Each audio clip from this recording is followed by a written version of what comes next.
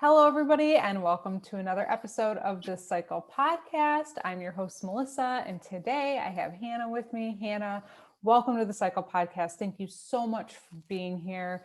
Why don't you tell us a little bit about yourself? Hey, thank you so much for having me. So my name's Hannah. I currently live in Knoxville, Tennessee. Didn't grow up here. Grew up in Wilmington, North Carolina, on the coast. Met my husband there, and then his job took us to Knoxville. We have a 7-year-old little girl named Molly, who is so fun and just crazy. And then we have a little bit of a zoo of our own at our house. We have a almost 2-year-old golden doodle, a like 10 or 11-year-old Chiweenie, a like 10 or 11-year-old cat, and a hamster. Wow. So it's a household. We live in a neighborhood that has like a ton of kids, and we're kind of the oddballs that don't have a ton of kids, but we have one kid and a lot of pets. So, we do it differently. I'm sure everybody likes to come over, though, and play with all the pets. Yes, they do. They do.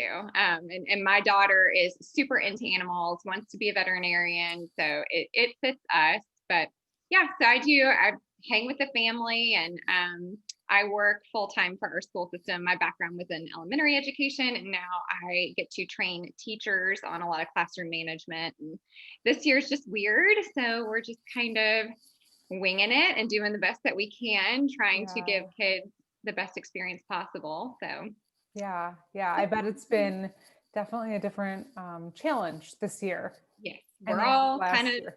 I heard somebody say we are building the plane while we're flying it in the middle of a hurricane with several tornadoes. And that's kind of how it feels. That sounds like an accurate description. And I'm not doing it, but I can only imagine that that's exactly what it feels like, for sure. Well, we really appreciate you coming on and sharing your story. And, I know it takes a lot of people an effort and bravery to do this. So we really appreciate you coming on. So It's my pleasure. And, you're having access to your podcast and to different types of media to learn about endometriosis is so much of what led me to getting the actual help that I needed. So I feel a sense of obligation and responsibility to other women, not only as women or as mothers or as husbands that might listen to this, to really help provide that kind of support and that access to the right information, because there's a lot of wrong information out there too. yeah, for sure. And, something that I say all the time too is like, I'm still learning. I've had this forever and I still learn something new about it. I would say every week or every month, because I also think it's just, there's so much unknown too. Yeah. So, I think sharing people's stories, because I have not heard ever two of the same stories, I find it to be really helpful, because I do think that people identify with different parts of everybody's story. So Absolutely. yeah. Well, let's start from the beginning. Oh, goodness. When did you start your period? Yeah. So I started my period when I was around 11. So it's a little bit on the younger Yeah. end. I am like 5'7", 5'8". So I'm tall. I grew really quickly. And so it was the summer going, I believe either going into 6th grade or going into 7th grade. And this is kind of a funny little story about that. You'd have to understand, my dad is by training, he's retired now, but he was a developmental child psychologist, and my mom was a social worker. So you can kind of imagine like what dinner conversation was like in my house. And, there was a lot of discussion all the time. So, like most young girls, I got my period, told my mom, wanted my dad to never know. Right. And I had an older sister as well, but didn't really want to talk to her about it or anything. Well, of course, what does my mom do? She immediately goes and tells my dad. And he came home, and I was mortified when this happened, but looking back, I'm like, that's the sweetest thing ever. He came home with flowers and chocolate for me, and like a congratulations. This is so Oh, exciting. You're going to be able to have children one day, and this is a celebration. And I wanted to hide. But now, mortified. like having a daughter now, I'm like, Yeah. Matt, you better do that when Molly starts her period. So it Yeah. was sweet. But Oh, so initially, I don't have real vivid memories of having a ton of pain associated with sure. my period, other than some cramping. When I was in 7th grade is when I started to have really heavy periods. The interesting thing about that was I just assumed that that was normal. I always kept a change of clothes at school. I always made sure I had a jacket I could tie around my waist. I just thought that this is what you did. And I can remember, bleeding through pads and it getting all over my clothes, my underwear, and then hiding that from my mom because I didn't want her to know. And again, I think it's so important to stress this. I, as a parent, think I always have this like super open line of communication with my child. My mom probably thought the same thing. Yeah. And I was like, this is not something we talk about. And she never instilled that in me. I just perceived it that way. So I'm really aware of that. Yeah. Anyway, so I remember in 8th grade was the first time that I had pain, like intense, put me on my back pain. And my mom was like, well, you just need to take some Aleve or Advil and it'll go away. And it did. But what nobody did say was, that's not normal. Right. Well, she didn't know probably. Yeah. So, fast forward through kind of high school, got to around my junior year and I never had consistently bad periods. They would just kind of flare here and there and had one and passed out in the shower. And I remember my mom taking me to urgent care, and they, like most urgent cares, unfortunately, were pretty dismissive of it. And just, again, use a heating pad, take Tylenol or Advil or what have you, and just kind of deal with it. So I did. And again, I'm not in this whole process, never having conversations with other girlfriends about what I'm dealing with, never talking to my sister, never really talking to my mom, just assuming that this is everybody else's experience as well. Yeah. When I was... Were you missing anything in high? Like, did you miss any events? Did you miss school? You had bad episodes or periods? Yeah. Remember how I told you my mom was a social worker? She was a school social worker. We pretty much had to be dying to miss school. Attendance was a huge thing for her. And I did come from a school district that was really, really strict on attendance. So there were a few times where I would have her check me out. I would go so that I could be kind of present and just try and make it till 11:30, and then I would come home. And then I was a really good kid in high school, and I kind of worked the system a little bit. I took really early classes so that I could get out at either 11 or 1, and then I had a couple of college classes. So my schedule allowed me to not have to miss a ton, and I remember just pushing through a lot, and kind of like, again, this is normal. So I'm a wuss if I can't deal with this. Yeah. Go ahead. I really think that that's because it's not talked about. And I think I want to go back to that point that you bring up, because I never talked to anybody. Again, I thought it was normal. I was embarrassed. If I bled through my pants, there was no way I was telling anyone that happened. And I thought that I really did think that nobody was talking about it, and it happened to every one of my friends. Yeah. And I really didn't understand that until I remember I was invited to go on a boat. I've told the story before, and someone's like, oh, I was like, oh, I don't want to go because I was in my period. I was like, what if I fall in the water or something? And they're like, just put a tampon in. And I was like, no. I didn't want to be somewhere where there wasn't a restroom when I was on my period. And that was the first time that I realized, how are all of these other people going on the boat and they don't have this same anxiety? And that was a click. And I think that was senior year of high school, but it still didn't make me believe that there was something potentially going on. But I think that that's such a valid point, that it needs to be talked about from the beginning, these things aren't normal. And when we were younger, nobody talked about them. And I don't think that people understood that they weren't normal. They just thought you had bad periods. Yeah, no, totally. I mean, that was definitely my experience. And, and I feel like I was surrounded by supportive girlfriends. I don't know what it is or what, we would need to do, or how as a mom, I help to overcome that, other than when I have a child that is at that age, just constantly asking questions. She'll probably be really annoyed. Are you in pain? Or and a thing, I think if parents are listening, is your child missing events or coming Absolutely. home bad? Like that's a huge indicator that's not normal. That shouldn't Yeah. be happening. So anyway, let's go back. So you went to urgent care. They told you you're fine. Yeah. Deal with it. What happens after that? So around that same time, and even before then, as a little girl, I had a lot of problems with urinary tract infections. And then kind of went through a period where I didn't have them. And then when I got into high school, started having them frequently. And I've always been someone who, unfortunately, when I get into like a situation with an infection, it takes a long time for me to clear an infection, multiple rounds of antibiotics. So I got one, I think my junior or senior year, and it just kept coming back. And you go again, of course, my mom's taking me to urgent care or to a pediatrician. I had not been introduced to an OBGYN yet. And so a lot of the conversation, is about making sure that I am, wiping correctly and doing all this stuff. I'm like, it's not that. Making sure I'm going to the bathroom. And so I never would have put 2 and 2 together that Of the course not. UTIs were related. Yeah. Why would you?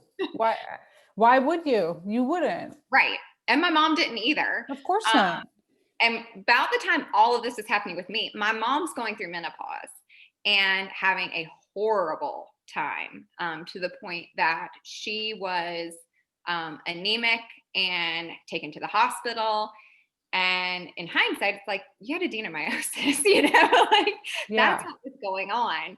And I did find out later, this kind of comes into play in my story later, that, this was something my mom, my grandmother, my great grandmother, and my great aunt all had. My mom was the only one that did not have a hysterectomy.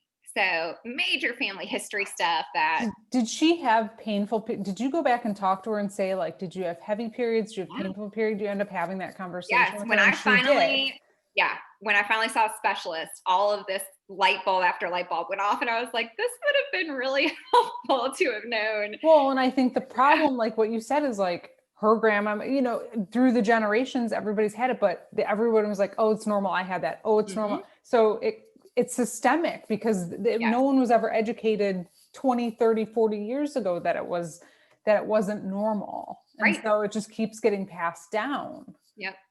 Yeah. So I went through all of those UTIs, finally got on like a 6-month dose of macrobid, and that cleared it. And round about that time was when I was going to college. And so my mom wanted me to see, have my initial OBGYN visit. And I remember going, and she put me on birth control. We talked about my periods, and I was like, yeah, I mean, they hurt and they're heavy, but it's so relative. Unless you have had enough discussions with women who are experiencing normal periods, you again don't know that yours isn't. 100%. And pain is relative too. Yeah. So I even hate the whole pain scale that physicians use, because I, like a lot of women, like, I don't want to say I'm an 8, like that sounds so I'm like, oh, it's a 3, it's a 4. It's not awful. I'm not like passing out, but and you're 4. Yeah. What if your 4 is my 10? Exactly. There are different tolerances. And I do think when you have a disease like this, you have a higher tolerance because you're so used to being in pain. You don't have a baseline of 0. Your baseline is probably constantly 2, 3, 4. And then bad days are like 8, 9, 10, but you're going in there and saying, oh, I'm a 4. But compared to someone who has 0 pain, you're 10. Yeah. It's, So I didn't really talk much to her about it. That was that first birth control. It was one of those that came, one of the like low estrogen kind of birth controls. Yeah. And I did not tolerate it well at all. So this sent me down like a 2-year road of different birth controls. I tried the patch. I tried the Seasonique, like continuous. That was the worst one. Whose ever idea that was. I did that one too. Horrible. I was like crying every day, and I didn't know what was wrong with me. I was yes. a mess on that. finally got on Yasmin and tolerated it, and did well with that. So I was on that all the way up until I went off of birth control to try and get pregnant.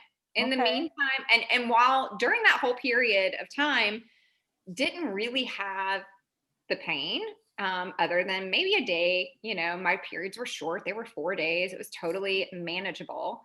Did still have the episodes of chronic UTIs that never went away. Okay. Never, I did see a urologist at one point, and he just, I remember him telling me, I think you must just have like a really narrow urethra, and you're just prone to it. So, I'm going to give you a prescription for Macrobid, and every time you feel like you initially have it coming on, take it for a couple days until it clears. And my whole thing with this condition has been living your life dependent on some type of pharmacological product, whether that is birth control or pain medication or an antibiotic or what have you. It's just not a great solution for the long term. I think those solutions can be really good to get you through some rough patches, but I hope that women understand that like there are other options that give you more of that long-term kind of benefit, and you then eliminate a lot of side effects too that come from having a lot. How many years were you on birth control? So from 18 until, let's see, I was 29 when I got pregnant. So Did you have 11 years? Did you have any other symptoms besides the UTIs, like in that span? Like, did you still have pain sometimes? Did you have any like leg pain? Did you have any other like weird things that now looking back, you can be like, that was probably endo? Not that I can like really specifically recall. And part of that, I mean, that was just such a weird time in my life in general, Sure. because like graduating from college, starting Yeah, career, you're doing, dating, and yeah, I don't know that I paid a lot of attention to my body. That was Yeah. kind of an afterthought. right. So you were feeling well enough to like Yeah. not miss anything. Birth Yeah. control managed it the best that it could. Yeah. I mean, no like huge complaints. Yeah. Okay. So then at 29, what happens? 29, so got married, and then my husband is 4 years older than me, and we were ready to start a family and anticipated that it wouldn't be something that happens quickly because I had been on birth control for 11 years. Mm-hmm. So we got married in October, and by December I was pregnant. So happened much faster, much easier than I thought that it was going to. Had a very healthy pregnancy. She was a C-section delivery at 39 weeks, and I healed up pretty nicely, and went back on birth control on Yasmin. And again, no huge complaints. So things just kind of progressed on for a couple of years. So that by this time I'm 31, 32. Mm-hmm. Our daughter had just turned 2. And that was when we kind of decided we wanted to have a second. And we knew kind of that was like our window of time where our children would be close enough in age that they could play, but it wouldn't be so overwhelming on us as parents. So we were taking our first trip, and I knew that I was going to be ovulating. So I'd come off birth control, and having had the experience I'd had before, made the assumption that I'll just get pregnant again. Why shouldn't I think this? Right. Well, so we came back from the trip, and it was our daughter's second birthday. And I've actually never really shared this with even my husband. I don't think I've ever told this to. So I was all super excited that while my family was here for our daughter's birthday, that's when I would be able to test. Sure enough, I'm going to be pregnant, right? So I go out, and I'm going to have her reveal it by opening this present at her birthday that she's going to be a big sister. So I test, and it's negative.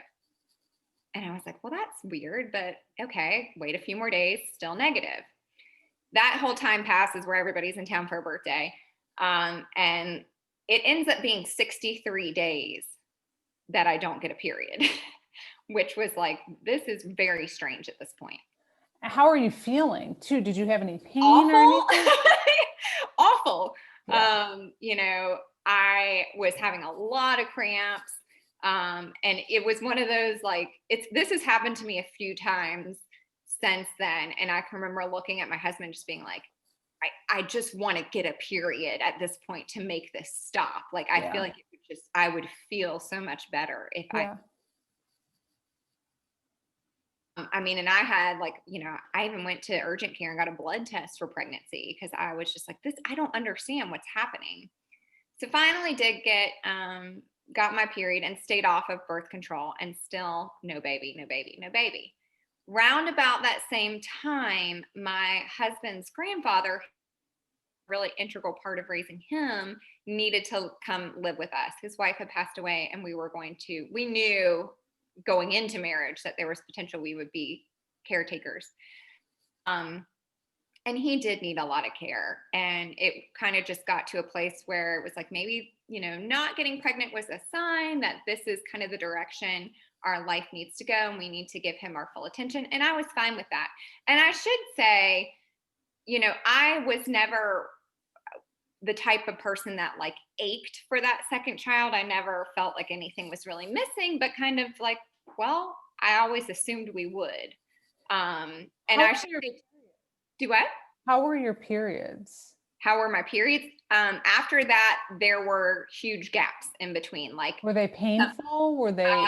Initially, yes.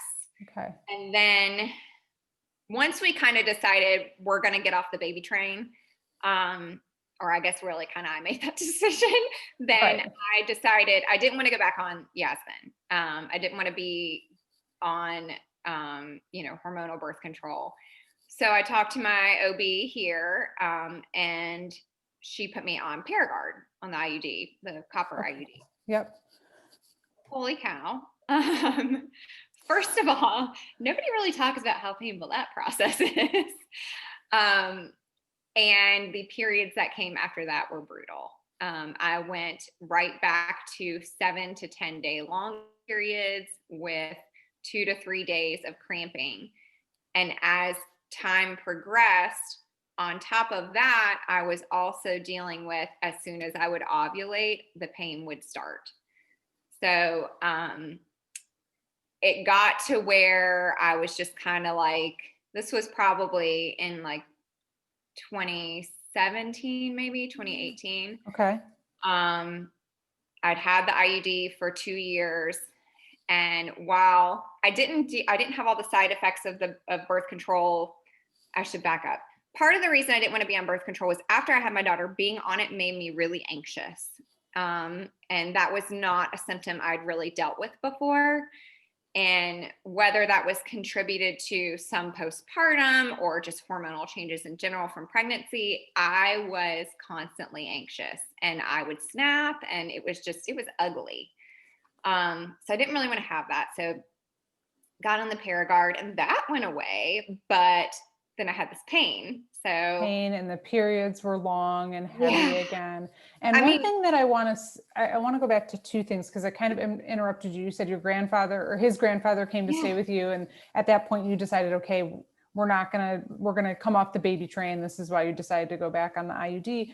But also, and I'm not a doctor, but endo does seem to be more of an estrogen dominant disease. And so maybe after you had the baby, like, your hormones change, and then you get back on potentially the birth control, then the anxiety, I feel like that could potentially have been a cause of being more anxious too. Yeah, for sure. Because your hormones had fluctuated, and now you're taking this like synthetic hormone that's potentially kicking some level into high gear. And that, I mean, it makes sense to me, again, not a medical doctor, but like, it makes sense to me why that may have happened to you. Yeah. So, all right. So now you have the IUD, you have it for 2 years. What happens? So then I start dealing with the pain and constant chronic fatigue. And by this point, like, I don't have an infant anymore. Like, I can't really say that it's because she's not sleeping and I'm not sleeping. Like, I'm working out, I'm taking care of my body. It's not that. Like, there's something else going on. So this was the beginning of 2019 is where we're at, kind of timeline. And fatigue, really quick, I Mhm. just, for people who are listening or they don't know if they have endo, this isn't like, oh, I need a nap. This is like you're standing in cement and you Yes. can't move and your brain doesn't work fatigue. Like it's, if you've never experienced it, it's really hard to describe. Like I remember like sometimes my husband would be all excited to go to Costco. Yeah, this is, our lives, but years ago, and it would be like a Saturday. And I think I would just run myself ragged through the week. And I would remember just being there like, gosh, I literally couldn't even focus on like what produce to buy. Like I was that exhausted. Is that the fatigue you were feeling? Yes. I mean, it just, it's that feeling of like, and if you do drive yourself somewhere, like I would pull up to a school that I was working at and like have no memory of getting there. Yeah. You know what I mean? Yeah. It was bizarre. And I would find myself, even if I would go to bed at like 7:30, 8 o'clock and sleep for, 9, 10 hours, get up, work out, like do all the things that, you're told to do, I would still at 1 o'clock in the afternoon could barely keep my eyes open. Yeah. And, and then was still trying to take care of a young family For and sure. and then you kind of hit a point as I would get closer to my period and like the emotional stuff kicks Yeah. in. Then it's just like I'm crying because I'm so tired. Yeah. I Yeah. was just So kind of a were you mess. like at this point, did your gut tell you like something is off, like something is Yeah. wrong? Okay. So now 2019, like you finally, all Yeah. right, I'm Okay. really fatigued. I've got all this stuff going on. Yes. And I went to my primary OBGYN who, and I should say, she's amazing. She's an amazing physician, an amazing surgeon, love her to pieces. But like a lot of primary OBGYNs, like her fellowship is not in endo. She's great when it comes to bringing a baby into this world and to managing day-to-day kind of OB stuff. But this is a little outside of her wheelhouse. And it was just not something that I think even really crossed her mind. So, she was kind of like, well, you can go back on the birth control. Maybe that will shorten your periods. And they did blood work. And of course, things were pretty normal. And I was just like, this can't be true. This can't be right. So ended up going to a naturopath here and had a very extensive blood work panel done. And found that I was super estrogen dominant. My progesterone levels were very, very low. And keep in mind, I've not been on hormonal birth control at this point for about a year. So we know it's not a synthetic issue. This is just my body is super estrogen dominant. I also had little to no testosterone and high, I forget what it is, but it's the sex hormone binding globulin. That's what it is. So that particular hormone, kind of any free testosterone that you do have, it kills it basically. So anytime that I would try to get, working out and try and build some muscle, eating healthy, trying to build some of that testosterone, which is going to give you energy, all of this sex hormone binding globulin kind of kills it for me. Then you add into that I have no progesterone, I'm super estrogen dominant. And yeah, I mean, it made total sense that I just was tired. Still didn't have an answer necessarily for the pain. And, she definitely never brought up endometriosis. So round about this same time, and I promise this is relevant to the story, my family and I took a trip out to Colorado to go skiing. And I had a really bad fall. And I was in a lot of pain every time I would stood up. I felt like I was going to vomit, but kept skiing. And, I remember I didn't want to be the girl that like ruined the fun for everybody because I've hurt myself. And I was like, I can power through. I can power through. Well, come to find out, we got home and I had fractured my fibular head. Oh, My husband, who works in orthopedic medical sales. So I am now speaking a language he can understand. And he was like, you skied on that? And I was like, well, what? It's not the worst pain I've ever had. So I think that was very eye-opening for him, that when I say I'm hurting, if I am saying that to you, I probably should have told you hours or days ago. yeah. It's I'm at a bad 10. if I verbalize it. Yeah. If I say something's wrong, I'm at a 10. Like Right. that's, yeah. Right. So that was a huge shift for us. Yeah. And in our partnership, in him helping and supporting me through what I was dealing with. Because I think leading up to that, there was probably on his end kind of like, oh gosh, she's complaining about her period. She's tired, wah, wah, wah. Mm-hmm. And that was very eye-opening. Like, holy crap, if she Mm-hmm. can ski with, fractures, she's pretty tough. Yeah. And I was pretty proud of myself, honestly, but really not in a good way. Yeah. So anyway, that was in March. That next April, I started the same problem again of I'm going 50 to 60 days in between having periods. But Now, is this last year or the beginning of this year? This is 2019. 19. Okay. I don't even know what year we're in anymore. I know. This is the year that never ends. And I remember I was so bloated and so constipated. I was miserable. And that happened for the first time that April. And then is your IUD out now? My IUD is in still. Okay. It's in. Okay. And okay. I have started progesterone supplements. Okay. And testosterone supplements. Okay. Did that help? Not really. Okay. No, it's good to know. Okay. So April, like you're having these big gaps. God, it was bad. Pain, you're tired. Like you're just like, something is still wrong with me. Something's real wrong.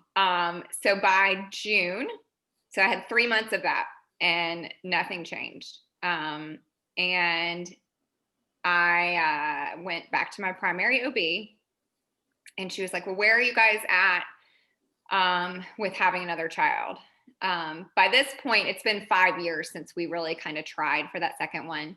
My husband's grandfather lived with us and then passed away, and our daughter is 6. And we were kind of like, we're happy. We're just going to be happy with our family as it is. It's healthy and we're good. So no, I'm done having children. What are my options?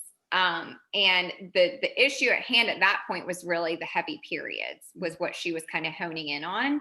And so she was like, well, let's try taking out your IUD, see how you do.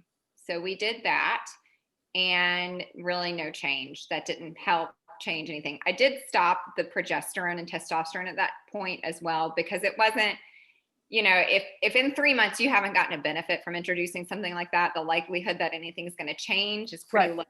Yeah. And why spend the time and the money? And I get it. So,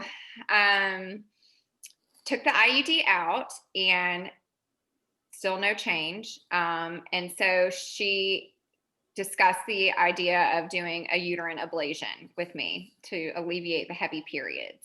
And I was like, cool, I'm game for that. My husband agreed that he would have a vasectomy. So all systems were go. She said, well, listen, in order to do that, we need to do a uterine biopsy before just to make sure everything's good. So went in for the ultrasound and they did the biopsy. And it came back that I had chronic endometritis. And that threw me for a loop. I, of course, start Googling. I'm like, what the heck is this? Yeah. And a lot of the reasons for that were STI related, which I knew wasn't something. I mean, we've been married for like 7 years at this point. Right. That's not on my radar. Yeah. You're like, wait, what? No, we've been together a long time since I was 29, before. So the other thing that came up was, there were 2 other reasons. One was just chronic inflammation. Shocker. Yeah. And the other was uterine tuberculosis. Well, that set off a red flag for me. When I was 13, I was exposed to TB, tested, had a positive skin test, and had to do 6 months of antibiotics for that, but was always negative in my chest x-rays.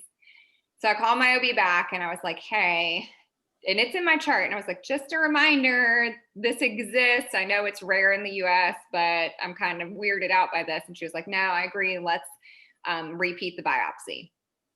So this is November of 2019. And again, the pain and the periods and the fatigue, this is all still happening. Yes, right. So repeated the biopsy. And if you've never had the pleasure of a uterine biopsy, it is brutal if you have endo. I really had no idea it was going to be that rough. So it took 8 weeks for that culture to be read. And luckily it came back negative. But so we still don't have answers. as to why I'm having all this pain and inflammation. And so this was January of 2020. My husband went with me to the doctor, and I can't stress enough how important it is when you get to kind of where I was at, and where I think a lot of people get to, where you're at a breaking point and you've seen the same physician. Sometimes it helps. I know it's hard in COVID times. It helps to have somebody else there to advocate on your behalf, because I was exhausted of telling people what was going on. Yeah. And I remember him sitting in there, and he was like, she never complains, and all I'm hearing is how much she's hurting. You have to do something. And it was like the best moment for him to stand up for me. Yeah.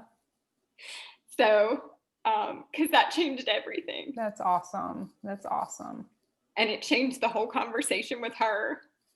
And she did probably the most thorough pelvic exam she's ever done, which was not fun, but she just said, I think we're going to call this endometriosis. And I never heard that. So anyway, that was in January. So I came home, and she put me on Orlissa. Okay. And her thought process at that point was, let's try Orlissa, and I want you to give it 6 months. If things aren't better in 6 months, then let's do a hysterectomy. But she was like, your insurance isn't going to, just let me do a hysterectomy. So started the Orlissa, but came home and immediately started researching. And your mind was probably blown, because you were like, oh, it's overwhelming. My whole life, your whole life you've had this, and no one told you. Right. And she did. I mean, she at least had enough knowledge to tell me, you need to get on an anti-inflammatory diet, primarily vegan, and avoid all the things, basically. Anything that tastes good. And she said, the problem with endometriosis is it is a disease of inflammation. And once that cycle of inflammation starts, it is so hard to break, and you're in it. Yeah. And she definitely advocated for me at that point. But you needed your husband to come in and fight. Absolutely. Yeah. And whether you have a spouse or a partner or a friend or a parent or somebody who's with you kind of on a day-to-day basis and see the ups and the downs and what's really happening, sometimes they need to come and step up for you. Yeah, absolutely. Especially when you get to that point where you feel like you don't have another energy or go, and I just tell people too, everyone that listens to the podcast knows this, go see another doctor, get a different opinion, just keep fighting until somebody listens to you, because you know in your gut when something's wrong. Yeah. So I started researching, and then I thought, I have a family member who has a child with some chronic health conditions, and she had found quite a bit of support and knowledge from support groups on Facebook. And I have a love-hate relationship with Facebook. I think we all do. So I was like, I wonder if there's any endometriosis groups. And then I was like, holy moly, look at all these people. Yeah. So I joined, I forget which endometriosis group I joined first, but it led me to Nancy's Nook. Yep. And then I realized, okay, so this group has a lot of like scientific information. Yes. And I told you my husband's in medical sales, and one thing his career has afforded him is to kind of see healthcare from a different perspective. And he has always said, Hannah, when you have a problem, you need to go to the doctor that's what they deal with every single day. You don't, if you break your wrist, you want to go to somebody that just looks at wrists all day long. That's probably one of the best things that we've said on this podcast. It's so true. It's so true. If you have access to do that. Now, everybody doesn't have the access to do that, but if you do, finding this person who specializes in that one thing. I initially started researching endometriosis specialists in Knoxville. Didn't really find a lot. I found one physician that did, he was more of an oncologist, and I think he treats a lot of endo, but I was like, that's not really, I don't know about that. So got on Nancy's Nook, found the list for Tennessee, and found that there was a specialist in Chattanooga, and then started to do my own research on him and found that he was, fellowship trained. He leads the fellowship at the university there, trained with SciLu. Like, he is top notch. Yeah. And so I immediately called, and they got me an appointment within like a week or two. Wow. So I was stoked. Drove down there, and he met with me for over an hour. And it was like one light bulb after another. Like, he predicted things about my story that before I even told him, because it was just like, oh gosh, so you get it. You know what the deal is. Yes. And he said, look, here's the thing. If you are done having children, then I think a hysterectomy is definitely warranted. He said, I want to try and leave your ovaries, unless they are just covered in cysts or endo. And then he said, I really think you have interstitial cystitis too. We talked about all the years of UTIs, and I don't even think I mentioned this to you in all of our discussion. I had also been dealing with constantly having to get up in the middle of the night to pee. Yeah. Or to think I had to pee. Sure. The pressure. Yes. And like, so he put me on some medications kind of in the meantime to help with that, but said, let's do hysterectomy, cystoscopy, remove your endo, and remove your appendix. So got it scheduled for the 1st of April. Left out of there. Wait, can we go back? Did you stop taking the Orlissa? How did you feel? Because that's saw that relevant to the entire story too. It's a controversial drug. Yeah. I've seen some people in the groups that it's helped, and I see some people that they felt really terrible. And you're actually probably one of the only people I've talked to that's taken it. So I'm really curious. When I saw him, I had been on it for about 3 weeks. I didn't really waste time from when I got that initial diagnosis from my OB. I was like, you know what? I need to see somebody else that is a specialist in this. So I'd only been on it for about 3 weeks. And the nurse asked me in my initial visit, how are you feeling? And I was like, I don't know, maybe a little better. And that's super relevant as we get into my story, that I said maybe a little better. Yeah. As time went on, he told me, he was like, keep taking it if you want to. And my OB had said, you're not going to get a period at all when you're on it. And he kind of laughed at that. And he was like, you're going to get one, and you're probably not going to be real happy with it. And boy, was he right. So I saw him mid-February. Fast forward to mid-March. I had not had a period in 6 weeks. And we were on vacation with my husband's family.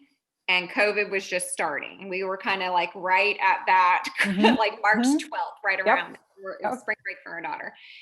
And I was miserable. I mean, so inflamed that I had a low-grade fever, which was like, oh God, is it the Rona? Oh my gosh, especially in the beginning too. Oh my goodness. And again, I remember looking at my husband like, God, if I could just get a period, I would feel so much better. Yeah. And finally I did. And after that, I was like, I don't know if this is right for me. It definitely did not make my life any better. My period wasn't any lighter. It was worse. Yeah. So anyway, I'm assuming at this point that I'm having surgery beginning of April. Well, of course, that doesn't happen. Thank you, COVID. And did you stop taking the Orlissa? Yes, I did stop taking the Orlissa. Okay. I continued to get it filled, but did not stop. Just had it in case at this point now with the virus. Right. You're like, what? I don't know what's going to happen. Yeah. You don't know what's going to happen. So April, potential surgery, which obviously did not happen. Didn't happen. So they rescheduled it for June. And I'm like, sweet. All right, this is good. I'm going to, I am off over the summer months. This will be a good thing. We'll get this taken care of. So June, right before June comes along, my surgeon's scheduler calls me and she's like, your insurance won't approve it. I was like, that's fantastic. But, she's like, he's going to do a peer-to-peer review. I was on the phone with our health insurance. They were on the phone with them. So they set up this peer-to-peer review. And the way those work are your physician talks to another physician in the same specialty. So he's talking to an OBGYN who is employed by the health insurance company, and they're talking doctor talk, and trying to decide if this is the right course for the patient, or essentially, is there a less expensive option that would provide the same benefit, but it's cheaper for the insurance company. My physician advocated very strongly on my behalf. The physician for my health insurance company wanted an ultrasound to confirm adenomyosis, and wanted me to, essentially, they wanted evidence that birth control had failed. This is where things get messy when you do move around from one physician to another. Yeah. My surgeon had not followed me for the past 6-7 years, didn't have all of that history beyond what I had shared with him. He was going, doing the best he could to advocate. And I don't think he anticipated this battle, to be honest with you.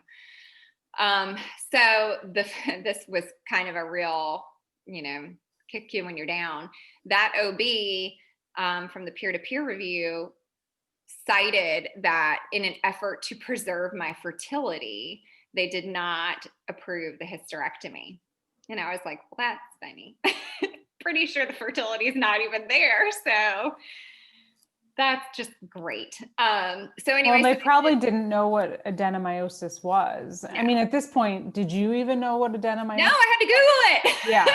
And I was like, oh yeah, I'm pretty sure that's what's going on. Yeah. And for people who are listening who don't know what it is, it's like I don't know if it's specifically like endometriosis inside the uterus, but it's the inflammation and all of that. Yeah.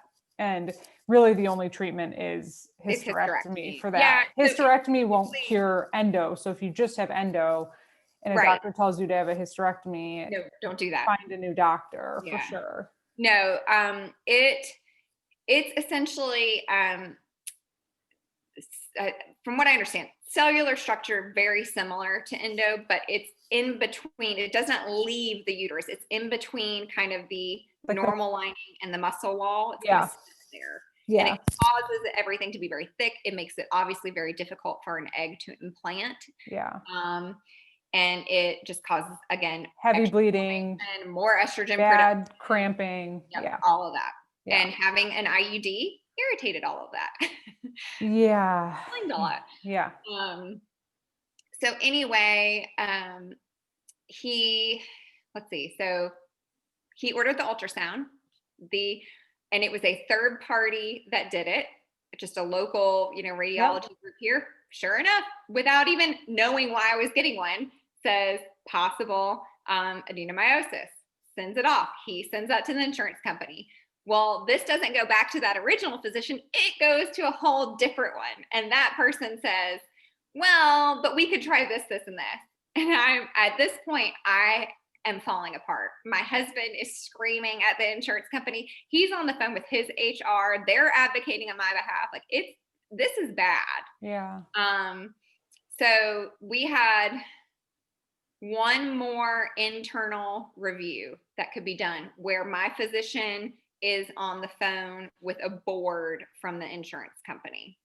And everybody's thinking, to be sure, this will, this is what will take things through. So the day before that call, they sent me a letter saying when the call was scheduled for. I called my surgeon's office and they were like, we had no idea. He's on vacation. He had not gotten any notification from the insurance company. It actually did arrive via mail 2 days after this call was supposed to happen. But they called him and he was on vacation, offered to do it on vacation on his cell phone. Oh my God. When you find a good endosurgeon, aside from the fact that technically they are incredible, they have a different level of compassion and understanding for what you're going through. And they really fight for their patients. Yeah. So anyway, they called, I don't know where he was. He could have been somewhere without service. Sure. He didn't call. He had no record. He showed them, I have no record of you actually calling me. They say they did. So it was a big he said, she said. So they closed my case. And they said my one last effort was to go through the external review process where it is sent outside to a different, like a third party agency. Oh my goodness. By this point, I've contacted an attorney who was Yeah. basically like, if it's pre-certification, there's really nothing you can do. If it were a situation where it was pre-approved and then they didn't approve it, so all my eggs are in this one basket of this external review. By this point, keep in mind, this started in February, this process. It's the end of July now. And I went to my OB. I asked for my surgeon. I wanted all of my records together. And I consulted with Nancy's Nook and said, give me your ideas on how to go about this. And they've got some great files. If you ever are in an insurance issue, there are good files on there. Follow their advice. I mean, these are people that have done this, and there is a way to beat the system. And I will say, never take an initial denial or a third denial. Like, you have to keep fighting, and you can't depend on your doctor's office to fight for you. I mean, they're great people, but they are also, you are one patient of thousands. So I kind of just took matters to my own hands. I wrote my entire history. All the things that we've just talked about, I put into writing. All of the different therapies I've tried. And I, cited, like, I was on this birth control and this is what happened. See this note where you could see I was prescribed it. See this ultrasound, see this biopsy. There was no room for argument on their end. And I did finally talk to somebody with my health insurance company who said, when you send this off, you need to make sure you refer to this case number because they can't see this whole line of things that have happened unless you put this. So I learned all of this about the insurance process too, that they're not always getting the whole story, and you really have to ask questions and make sure that that is happening in order to get the approval. And so I was able to do that. I faxed it to them. She said, send it as an urgent pre-authorization. And within 24 hours, it was approved. Shut up. Yeah. I mean, wow. We went out and celebrated that night. Like, I have never been so excited. As you should have. And honestly, thank you so much for sharing that. I mean, I didn't even know all that information. I'm sure that this is going to help so many people who are listening to this podcast that don't give up on that insurance fight. Yeah. I mean, you have to fight. You have to fight for yourself. Keep calling them back. Keep all kinds of records. And what I was saying, when you asked me about Orilissa, the main problem that happened was the records that my health insurance company got initially from my surgeon. The nurse charted that patient states that she started Orilissa therapy and it is helping. And so from their end, why would we pay for this very expensive robotic surgery if you can take this drug and get the same result? So the other thing I've learned is when you go see any specialist, I do not leave now without saying, I'd like a copy of the notes from today's visit. Because if there is an error, I need to see it. I need to correct it so that if it's sent off to my insurance company, it's correct. Yeah. So that's my biggest piece of advice is get copies. Huge advice. That's huge advice. Yeah. And put it all in a binder by year. That's what I've done. I save every single piece of information. Yeah. Because unfortunately, this is still such an under-recognized condition that, you really have to make a huge effort on your own behalf. Yeah. And if it's not enough already that you're already so sick that now you have to literally fight tooth and nail to get the care you deserve. It's definitely a lot and overwhelming. So I'm assuming next you're going to say, I had surgery. I did. Yeah. September 3rd. So my husband and I traveled to Chattanooga. It was, it's a very surreal experience to have surgery right now. He dropped me off and at like 5 a.m. My surgery was initially supposed to be single incision robotic. And once I already had IVs and everything in, he came in, he was like, oh, kind of forgot to mention that we had to move you to a different hospital. And this one does not have single incision. It was still robotic, but you're going to have 5 incisions. I was like, I don't care. Split me open. Saw me in half. Do what you got to do. So had the surgery. his words to my husband was, she had a lot going on in there. Yeah. And it was I had always read, women coming out of surgery having just a surreal experience when you hear a nurse or a physician tell you, we found it. Yeah. And that was, it was a very emotional moment to hear that they found everything. The endometriosis was primarily located on my right and left pelvic walls. I think behind one of my ovaries. And a lot of the pain I had always experienced, I would just be sitting down and get like shooting pain in my back and down my butt. And my vagina and rectum were pretty fused. So that's also why if I had any little bit of constipation, like it was brutal. Yeah. So got all that taken care of, did the hysterectomy, confirmed the adenomyosis in that process, then did the cystoscopy. And in the cystoscopy, the way that works is, they take your bladder and they fill it till it leaks with fluid, and they let that sit for 2 minutes, and then they drain it. And then they go back in and look. And I had little hemorrhages, which is what IC is. So when, my bladder is constantly kind of irritated and full, so it just hurts.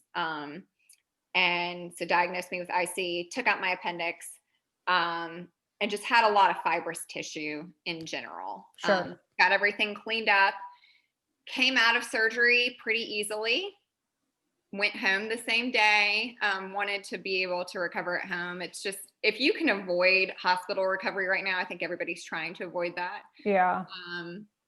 In hindsight, I actually wish I would have stayed because I had a really bad recovery. Yeah. I've had surgeries before, and this was bad. Yeah. You had a big surgery. It was a lot. Yeah. I had all the classic like chest pains from gas, had a lot of trapped gas on my right side. They gave me one of those incentive spirometers. I could barely move it. Yeah. And it was bad. So that surgery was on a Thursday. By Friday, I had a fever. A fever started, and just kind of assumed it was a post-operative fever. It was right around like 101. Continued on, my pain meds, texted. And I will say my physician, being an out-of-town patient, gave me his personal cell phone number, said, text me with anything. So I did, and he would tell me what to do. 5 days post-op, I woke up in the middle of the night. My temperature was over 103. Oh no. And I was in a ton of pain. So called the doctor. And my husband had a case at the hospital that morning, and he was like, call your doctor and see what they say. And he said, you got to go to the ER right now. So my neighbor drove me to the ER, and it's bizarre. Like, you just get dropped off. It's just the strangest experience, and of course, because I have a fever, they're convinced I've got COVID. Like, no, it's not that. I promise. So they kept me there. The physician came in, and, I was still on some pain medications. I hate pain medication. I do too. It makes me weird. I hallucinate. It's yeah. awful. So the physician came in and ordered morphine. And I don't know that I've ever had morphine, maybe when I had a C-section. And the poor nurse pushed it, and I felt like somebody was grabbing my heart, and I was convinced she was trying to murder me. Well, you also had a really high fever too, so you weren't. I did. You weren't. No, I was a train wreck. Yeah. Yeah. And so I was like, please stop. So anyway, so they stopped that, and I think they just gave me Toradol at that point. And I was like, no more of that stuff. All my labs came back pretty normal. So they ordered a CT scan. The only thing they could see was this like 23 millimeter ovarian cyst. And I was like, what? So they're on the phone with my surgeon, and he was like, it wasn't there 5 days ago, but I guess that can just happen. They can just pop up that quickly. Yeah. So had that. They ended up just sending me home. Still no explanation of this high fever, just treat the fever. COVID tested me and sent me on my way. Days go by, and still have a really high fever. By this point, I can't keep any food down, Oh which my is super fun God. when you've had your insides cut Oh up. my goodness, you poor thing. So by Friday, my surgeon said, I want you to go to urgent care. I want you tested for C. diff. And so did that. And they also, I should say, when I was in the ER, they didn't do any physical exam. It was just a lot of tests. And I'm sure he probably didn't want to push around on me too much because he knew I was very tender. Yeah. She did, she checked my back and, kind of tapped on my back, and it made me burst into tears. And she was like, holy moly, you have a kidney infection. And I had blood in my urine. That's what was going on. Oh, how did they not find the kidney infection at the It hospital? didn't show in my blood work at the time. I don't know if it was Too soon or something? maybe. I don't know. Oh It was my super strange. So they goodness. gave me a huge antibiotic injection there, a Toradol injection, and I went home finally and started Feeling better. antibiotics. Finally, 3 days later, I started to feel better. So I had a fever for 10 days. You poor thing. I'm so sorry. Oh, it was brutal. So it, people ask me about recovery. I'm like, well, you got to understand, like, I didn't really start surgical recovery for about 2 weeks afterwards because Yeah. I was fighting. Yeah. So once I got over that, I had like normal surgical recovery, normal pain, but I was, people are like, oh, you should walk. I'm like, I can't sit up. I am Yeah. like, dying here. Yeah. So once I got the infection under control, then I was able to walk around and slowly get better. Still had a lot of just, I would think I could do something, and then within an hour, I am passed out.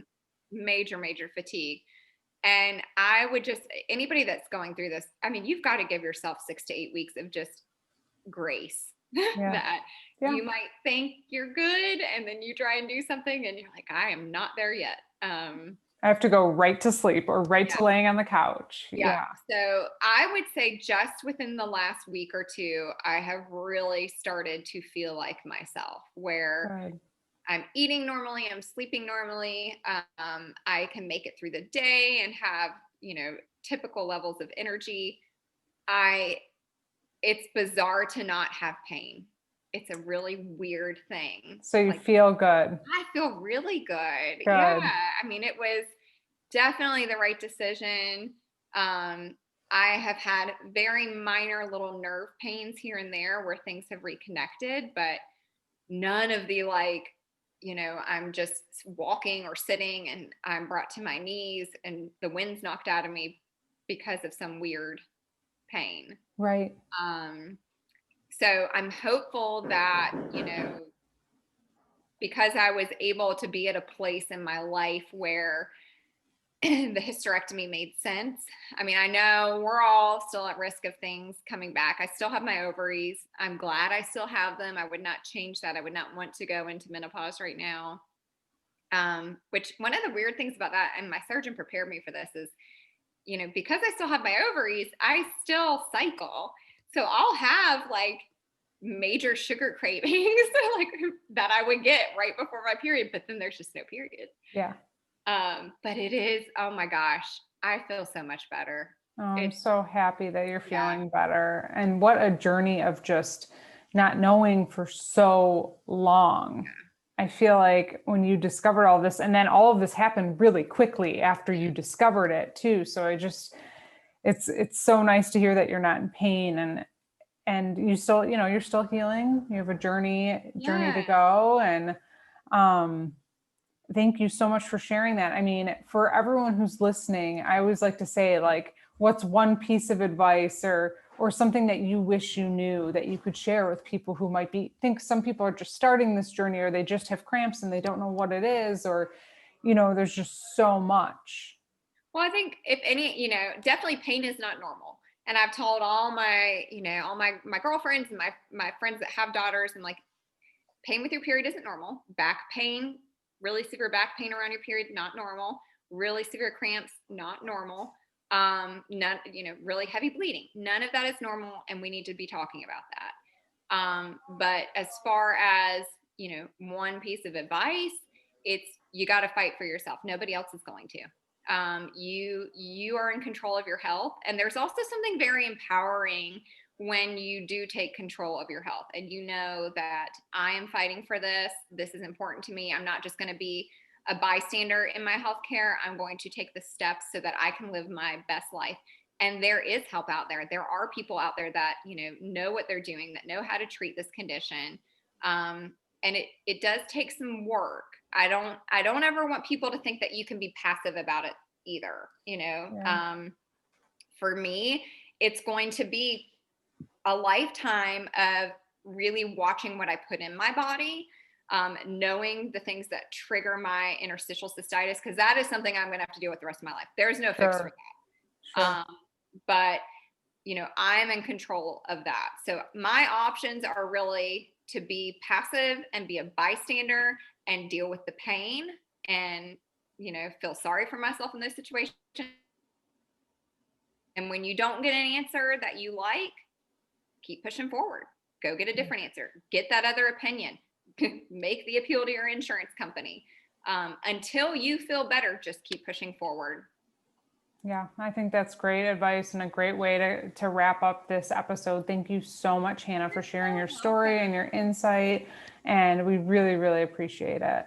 Well, you're doing such a great service to women just by having these conversations. And I'm happy to, share anything and, be any resource for anybody. We have speaking of Facebook groups, we have a very small Facebook group. I'll send you the link. And for everybody who's listening too, where we keep the conversations going, because someone may listen to this episode and be going down the same path as you or need insurance advice or, in that way you can strike up a conversation and take it even farther than the show. Thank you. Feel free to message me. I'm happy to give advice based off of my own experience. So. Awesome. Thank you, Hanna. You're so welcome. Thank you.